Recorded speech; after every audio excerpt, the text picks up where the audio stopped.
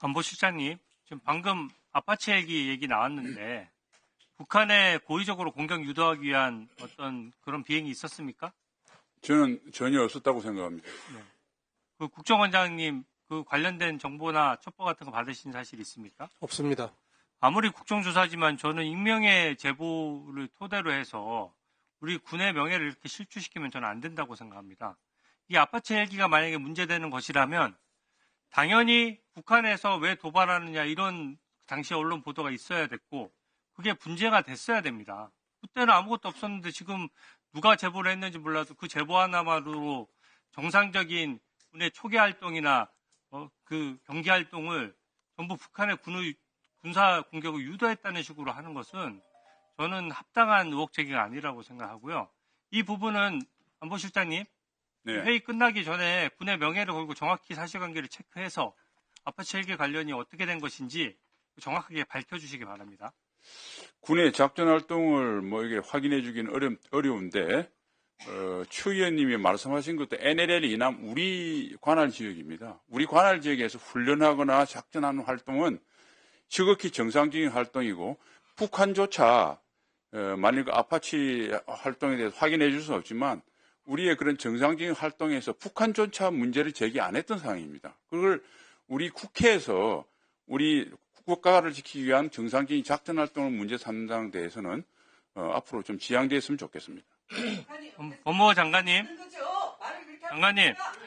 예, 주진우 의원님 질의 중이시니까요. 네. 계속해 주십시오. 장관님, 그 탄핵소추 사유를 제가 한번 봤습니다. 네, 법무부 장관님이.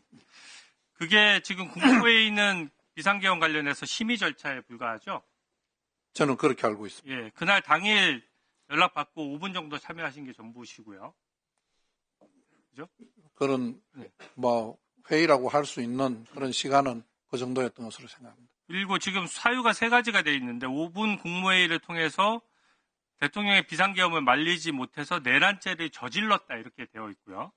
두 번째가 그 비상계엄이 해제된 이후에 구금 장소를 확보하는 등 2차, 3차 계엄을 준비했다라고 했는데 사실 무근이죠?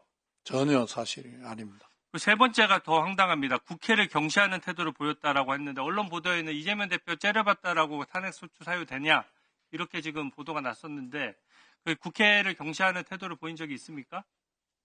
그날 제가 제안 설명하는 기간 동안 또 그리고 제안 설명하고 제 자리로 돌아오는 동안에 소리를 지르고 하는 분이 있어서 제가 쳐다본 적은 있지만은 이재명 대표를 노려본다든지 아니면 그 쳐다본 것이 어떤 법률적인 문제가 된다고는 전혀 생각하지 않습니다.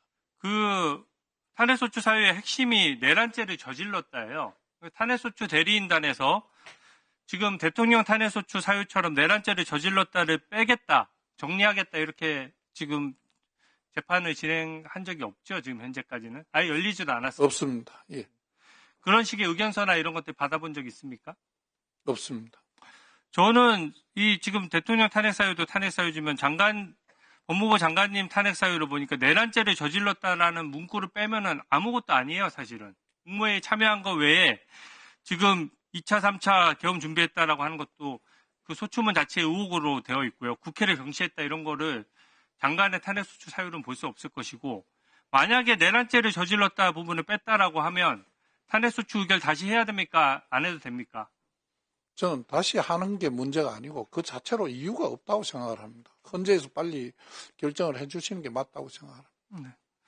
또 반대신문권 부분을 좀 물어볼게요. 만약 형사재판에서 예. 10번, 20번 정도 검찰에서 조사를 받아서 조서가 20개가 만들어졌다라고 하면 형사재판에 있어서 그 20개의 조서에 대해서 각각의 반대신문권을 보장하고 그와 관련해서 충분한 신문이 이루어지죠? 법정에서 그렇게 이루어지는 것으로 알고 있습니다. 예. 만약에 법정 재판부가 그 변호인한테 반대신문권을 행사할 수 있는 시간을 45분으로 제한한다 그러면 적절한 반대신문권 행사가 됩니까? 현재 시간 제한을 하는 경우는 없는 것으로 저는 알고 있습니다. 저는 대통령 탄핵 재판의 문제점을 얘기하고 있는 건데요. 지금 김용현 장관 등 주요 구속돼 있는 사람들을 증인으로 부르면서 1시간 반의 증인신문상 시간을 잡고 그럼 변호인한테 주어진 시간은 불과 45분입니다. 이게 반대신문권 제대로 보장된 정상적인 재판이라고 볼 수 있습니까?